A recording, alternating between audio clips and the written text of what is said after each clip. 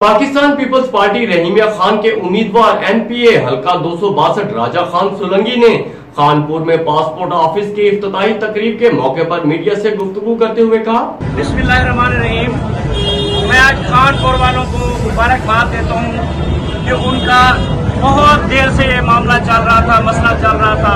वो लोग बेचारे रहीमिया खान आते थे और इस मौके पे अगर मैं अपने कायद जनूबी पंजाब के सदर, साबिक गवर्नर पंजाब मखदूम अहमद महमूद और वफाकी वजीर मुर्जा महमूद को भूल जाऊं तो ऐसा मुमकिन नहीं, क्योंकि हर बच्चे को पता है कि पीपल्स पार्टी ही अब आएगी और आने वाला वजीर आजम बिलावल भुट्टो जरदारी है, इसलिए कि वो आवाम की खिदमत कर रहे हैं। रात इन्होंने आवाम की खिदमत की है।